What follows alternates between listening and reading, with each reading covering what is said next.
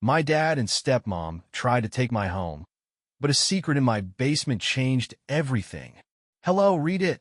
My name is Elena, and I was 18 when I finally understood that my father had never really seen me as his daughter. Not in the way a father should. Not with love, not with warmth, not even with responsibility. I was an afterthought at best, a burden at worst. The only thing tethering me to him was my mother, and when she died, it was like I had lost both parents at once. I was 12 when she passed. One day, she was vibrant and full of life, laughing in the kitchen as she made my favorite pasta from scratch.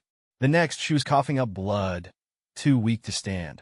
The cancer came fast, moving through her body like it had been waiting for the right moment to strike. No matter how hard the doctors fought, no matter how many treatments she endured, it wasn't enough. I still remember the sterile smell of the hospital room, the way her fingers trembled when she tried to brush my hair back one last time. Then she was gone. The funeral was a blur. People in black, murmuring condolences I barely heard. My father stood stiff beside me, his face unreadable. He didn't cry. Not once. Even then, I had a feeling that he wasn't mourning her the way I was. I thought that after she was gone, he and I would become closer, that we'd hold on to each other because we had no one else. I was wrong. He withdrew almost immediately, drowning himself in work and silence. I would come home from school to an empty house, sometimes not seeing him for days at a time. He stopped cooking, stopped doing laundry, stopped acknowledging that I even existed beyond the bare minimum. If there was food in the fridge, it wasn't because he had thought to buy it for me. It was because he had ordered takeout and left the leftovers in a bag on the counter. If I needed school supplies, I had to remind him a dozen times before he shoved a few bills in my direction without looking up from his phone. By the time I was 13, I had learned to take care of myself. I cooked my own meals, washed my own clothes, and got myself to and from school. I stopped expecting anything from him because I knew better. Then, when I was 14, she appeared, Madeline. I didn't know much about her at first. My father never sat me down to introduce her properly, never even mentioned he was seeing someone. One day, he simply told me to be polite because a friend was coming over. That friend turned out to be a tall, sharp-featured woman with icy blue eyes and a voice that dripped with condescension. She was pretty, but not in a warm way. Everything about her felt calculated. Her manicured nails, her expensive perfume, the way she smiled like she was holding back something cruel. The first time she visited, she didn't even acknowledge me. She swept into the house like she already owned it, her heels clicking against the hardwood floors, assessing everything with a critical eye. When she finally turned to me, it wasn't to introduce herself, it was to comment on my posture. "You should stand up straighter, dear," she said with a smile that didn't reach her eyes. "It's unladylike to slouch." I remember blinking at her, confused. My father, who hadn't said more than 2 words to me in days, chuckled. Like it was funny. Like it was normal for a complete stranger to waltz into my home and start critiquing me. I hated her instantly. But my father? He was infatuated. Within months, she was around all the time. By the time I turned 15, they were engaged. And by 16, she and her daughter had moved in. Ava. She was a year younger than me. But from the moment she entered our home, it was clear. Ava was the daughter my father had always wanted. She was everything I wasn't, bubbly, delicate, effortlessly charming. She had my father wrapped around her finger within weeks. He took her shopping, doted on her, treated her like she was the most precious thing in the world. And me? I became invisible. At first, I thought maybe it was just my imagination, that I was reading too much into things. But no, it was real. The way my father suddenly started spending money on things he never would have for me. Expensive clothes, salon appointments, gifts. The way he listened when she spoke, actually engaged with her in a way he never had with me. Madeline encouraged it. She never outright said I was unwelcome, but she made it clear in 1,000 subtle ways. "Oh, I thought you'd already eaten," she would say when she didn't set a place for me at the table. "I must have forgotten," she'd add when I pointed it out. She redecorated my room while I was at school one day, replacing my bedding with something pink and floral, throwing out things she deemed too childish without asking. And then there were the comments. "Oh, "You're still wearing that old thing?" she'd say when I wore my favorite hoodie. "You should try to be more sociable, like Ava," she'd suggest whenever I spent time alone in my room. "I know it's hard to feel like the odd one out, but don't worry. You'll find your place." Like I was an intruder in my own home. By the time I was 17, I had stopped trying to fight it. I stayed out of their way as much as possible, kept to myself, counted down the days until I could leave. Because I knew, deep down, that I wasn't wanted. But there was one thing they couldn't take from me. My mother's house. It was small, nothing extravagant, but it was mine. She had inherited it from her parents, and when she passed, it was legally left to me. I didn't fully understand the legal complexities of it at 12, but as I grew older, I realized just how significant it was. That house was my escape. I turned 18 in the spring. The moment I had my high school diploma in hand, I packed my things and left. No dramatic goodbyes, no arguments. Just a quiet departure in the dead of night. For the first time in years, I could breathe. That house became my sanctuary. I worked, saved money, built a life for myself. I didn't look back. Not once. And for a while, things were peaceful. But peace never lasts, not when people like my father and Madeline exist. Because one day, out of nowhere, they came knocking, and I had no idea what was coming. For nearly a year, I lived in peace, free from the suffocating weight of my father's indifference and Madeline's quiet malice. My mother's house had become my sanctuary, a place where no one could touch me, where I could finally exist without feeling like I was constantly walking on eggshells.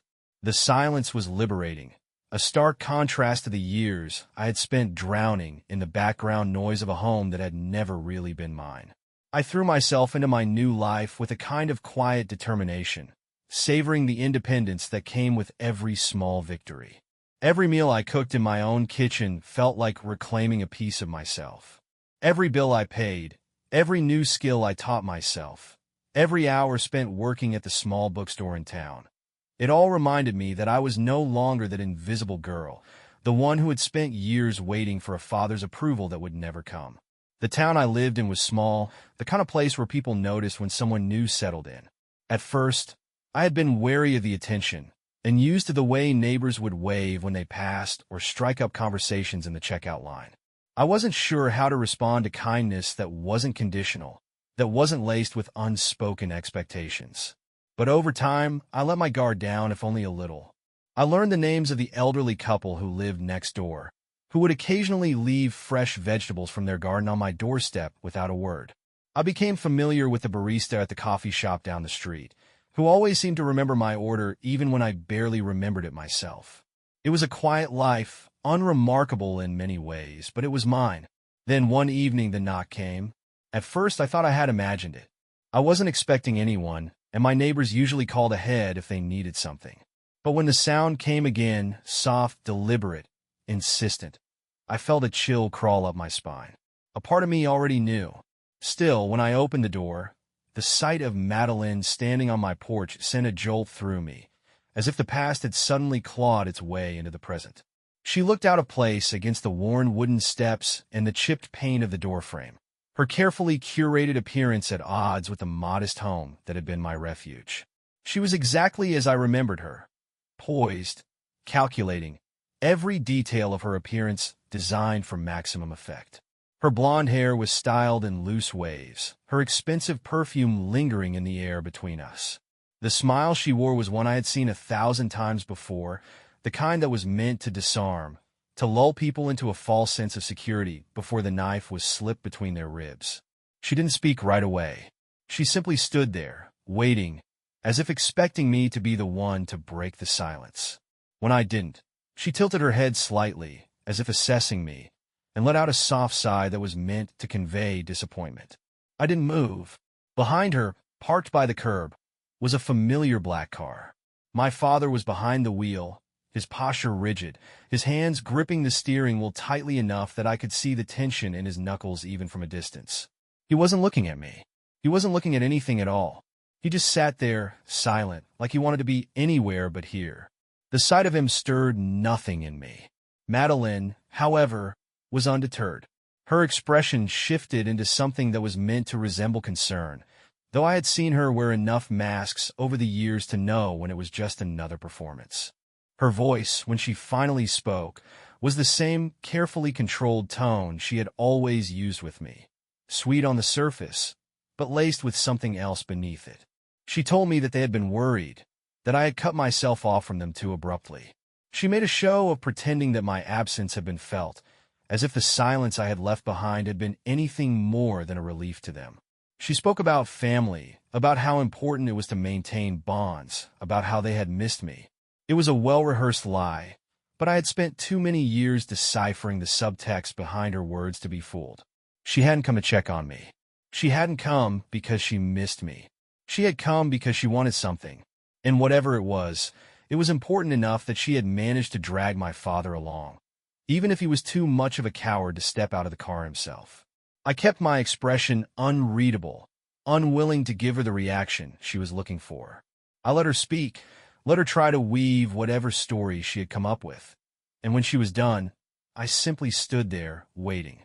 When it became clear that I wasn't going to invite her in, her smile faltered ever so slightly. The mask cracked just a little. She shifted tactics. She told me that my father had been the one to suggest that I come over for dinner, that he wanted to reconnect, that he regretted the way things had played out.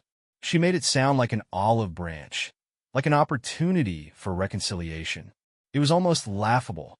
The man who had spent years pretending I didn't exist, who had let her strip me of every ounce of comfort and security in my own home, now suddenly wanted to play the role of the remorseful father? I didn't believe it for a second.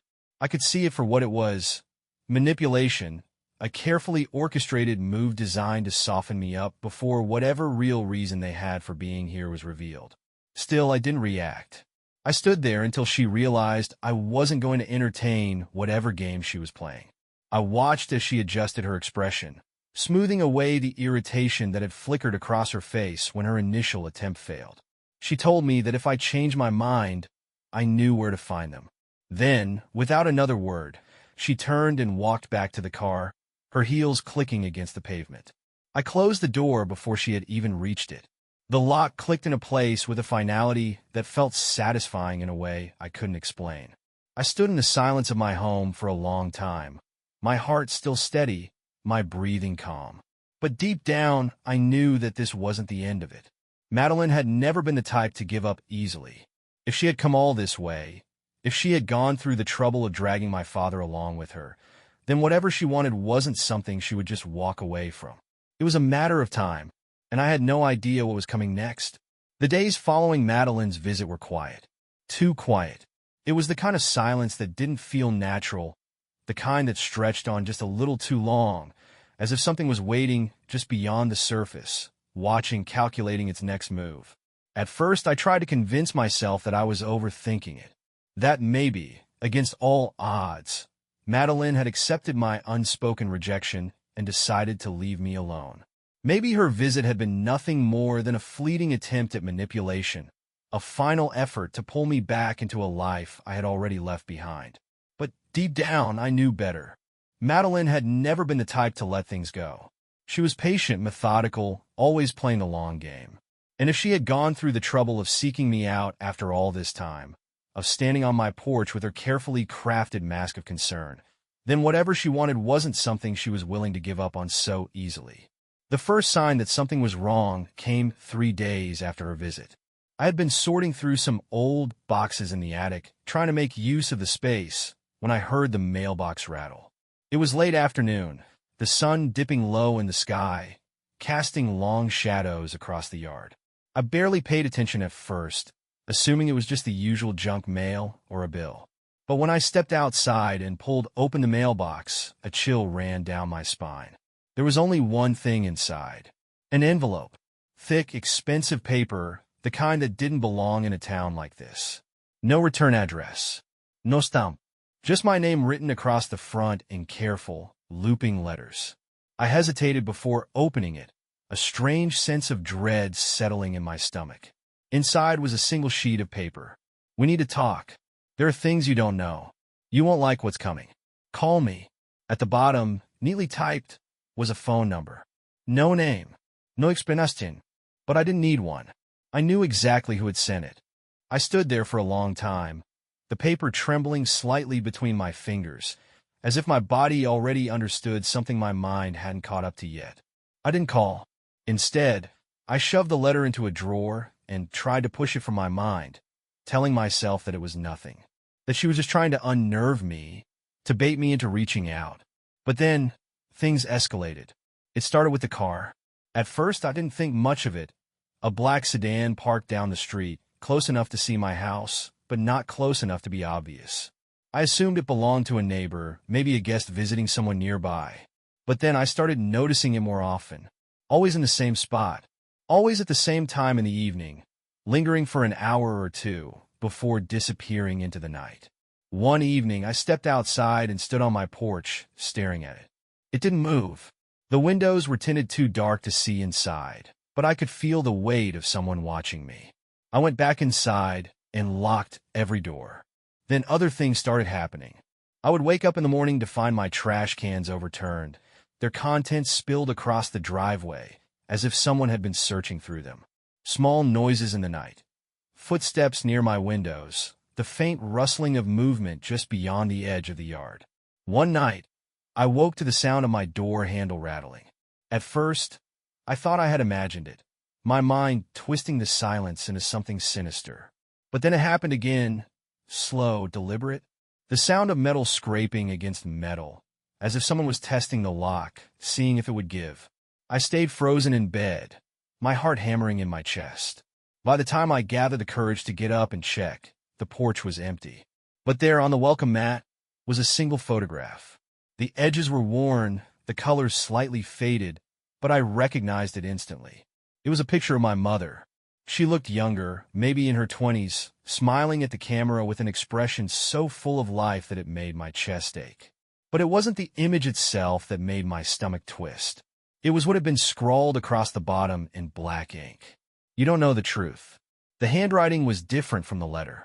More rushed, almost frantic. I stood there in the cold morning air, the photograph clutched tightly in my fingers, my breath coming in short, uneven bursts. I didn't understand what it meant, but I knew one thing. This wasn't just about Madeline. This was something else. For the rest of the day, I couldn't shake the feeling that something was closing in, that I had been blind to something important all along, that the life I had built for myself was starting to crack at the edges, revealing something beneath the surface that I wasn't prepared to see. That night, I barely slept. The next morning, another letter arrived. This one wasn't left in the mailbox. It was slid under my front door. I picked it up with trembling hands, the paper still slightly chilled from the early morning air. This time, there was no typed message, no phone number, only 3 words, hastily scrawled in the same frantic handwriting as the note on the photograph. Check the basement. A sharp, electric fear shot through me as I read the words again. The basement. I had never spent much time down there. It was small, mostly used for storage, filled with boxes of things that had belonged to my mother. After moving in, I had left most of it untouched, unwilling to sort through the remnants of a past that still felt too raw. But now, standing there in my silent house, I knew I couldn't ignore it any longer. Something was waiting for me down there, and I was about to find out what it was. I stood in my kitchen for what felt like an eternity, staring at the note in my hands. Check the basement. The words were rushed, uneven, written with the same urgency as the message on my mother's photograph. The air in the house suddenly felt different, heavier, like the walls were pressing in on me. The logical part of my mind told me to ignore it, to throw the note away and pretend I had never seen it. But another part of me, the part that had been carrying an unnamed dread in my chest since the day Madeline showed up, told me that I couldn't look away. Something was wrong, something had been wrong for a long time, and I was finally being forced to see it. The basement door had always been an afterthought to me, just another feature of the house I had never questioned. I knew what was down there. Old furniture, boxes of my mother's belongings, things I had been meaning to sort through, but never had the heart to touch. It had always felt like a place frozen in time, a part of the house I wasn't ready to confront. But now, with the note burning in my hands, it felt different. It felt like something was waiting for me down there, something I had unknowingly been avoiding for years. I made my way to the door, every step feeling heavier than the last. The knob was cold in my hand, the wood stiff as I pulled it open. The air that drifted up was thick with dust, and something else, something stale, as if it had been undisturbed for too long. The light switch at the top of the stairs flickered before settling into a dim glow, casting long shadows that made the space seem deeper than it was. My pulse pounded in my ears as I took the first step down. The basement was exactly how I had left it. Boxes stacked haphazardly, an old wooden chair against the far wall, shelves lined with things my mother had once deemed important enough to keep. But now, standing in the middle of it all, I felt something I hadn't before. A wrongness. Like I had stepped into a place that didn't belong to me, like I was trespassing in my own home. My eyes swept the room, searching for anything that might explain why someone had sent me down here. Then I saw it. In the farthest corner of the basement, where the concrete met the foundation of the house, there was a section of the wall that looked different from the rest. It was subtle, almost unnoticeable, but now that I was paying attention, I could see it clearly. The bricks were a slightly different shade, the mortar uneven, as if they had been placed there long after the rest of the basement had been built. I stepped closer, my breath shallow. I had been down here dozens of times, and yet I had never noticed this before. Or maybe I had, but my mind had refused to acknowledge it. My hands shook as I reached out, pressing my fingers against the rough surface. It was solid, unmoving, but something about it felt hollow. My pulse quickened as I scanned the room, searching for anything I could use to break through. My mother's old gardening tools were still propped against the wall, rusted from years of neglect.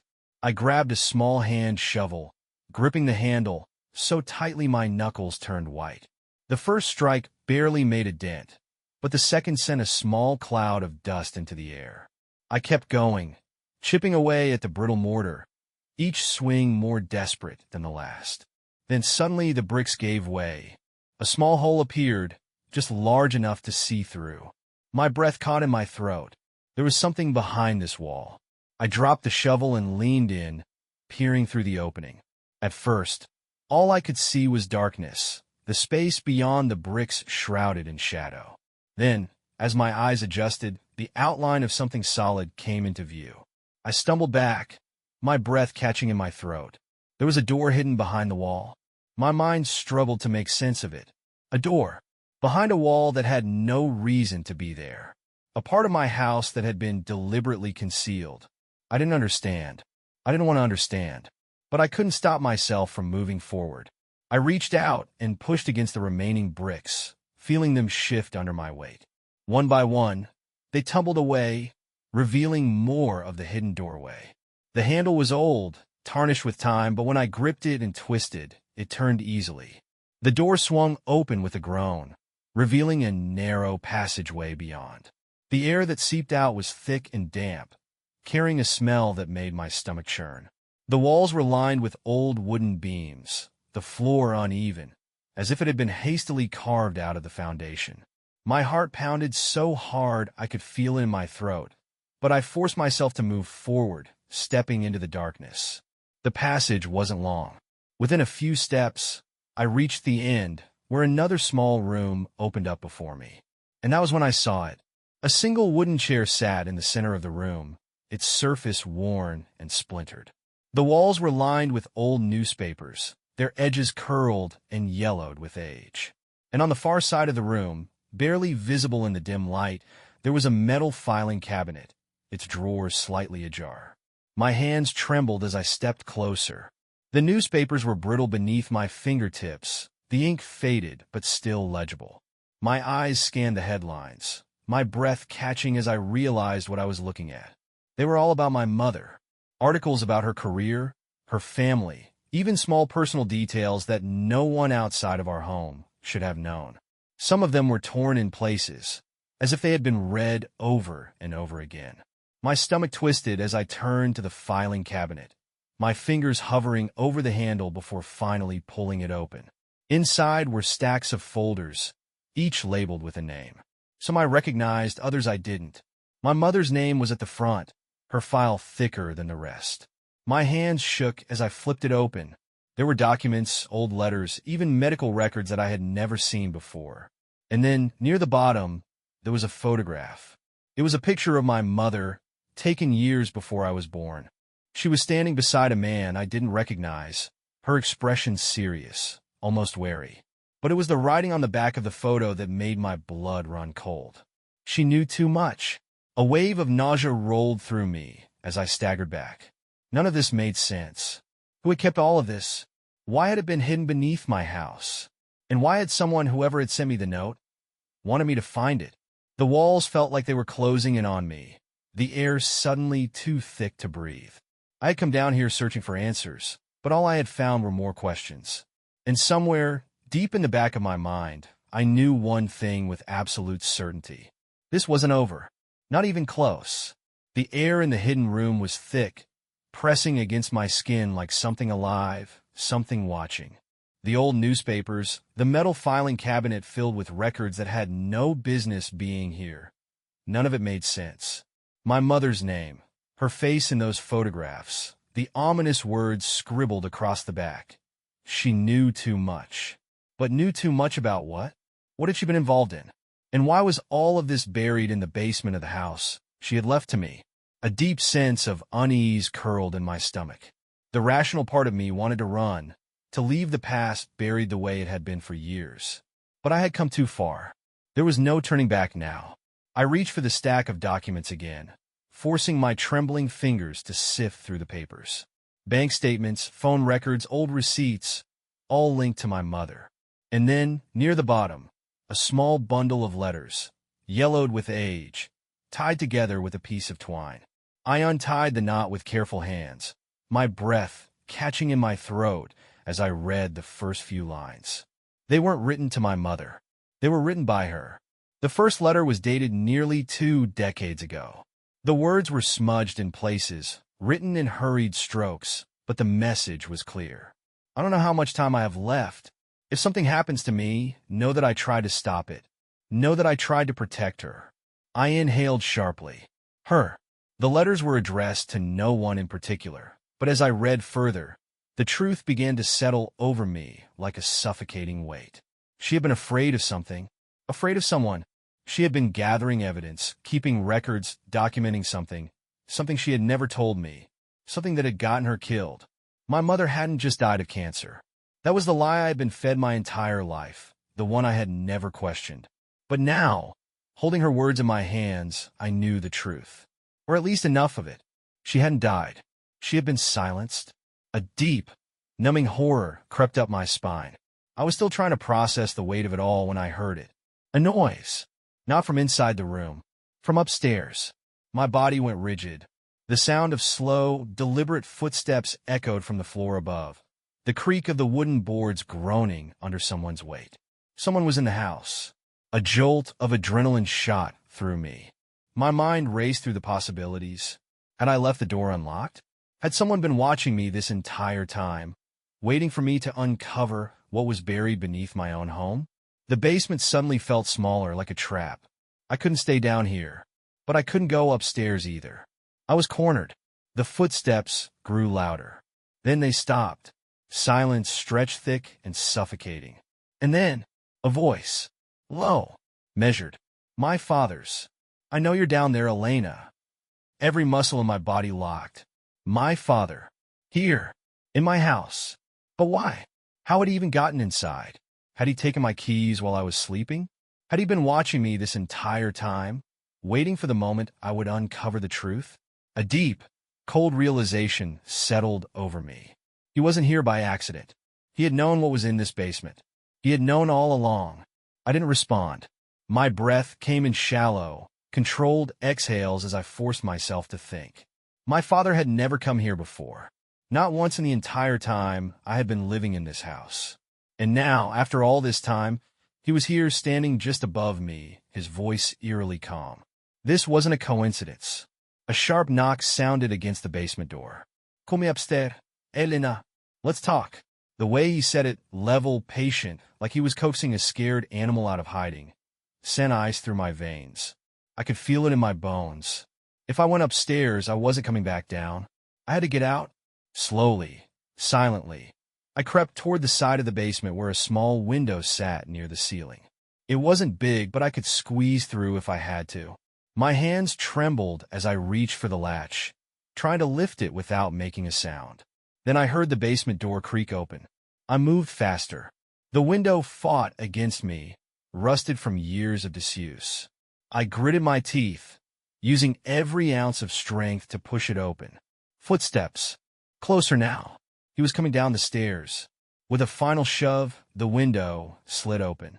I hoisted myself up, scrambling through the narrow space, just as I heard my father's voice again. Closer this time, sharp and laced with something I had never heard from him before. Desperation. Elena, don't. I dropped to the ground outside, my hands scraping against the cold earth as I landed. I didn't stop. I ran, barefoot, my breath ragged, my heart slamming against my ribs. I didn't know where I was going, only that I had to get away. Behind me, the door burst open. My father's voice rang out into the night, but I didn't look back. I ran until my legs burned, until my vision blurred, until the only thing I could hear was the sound of my own pulse pounding in my ears.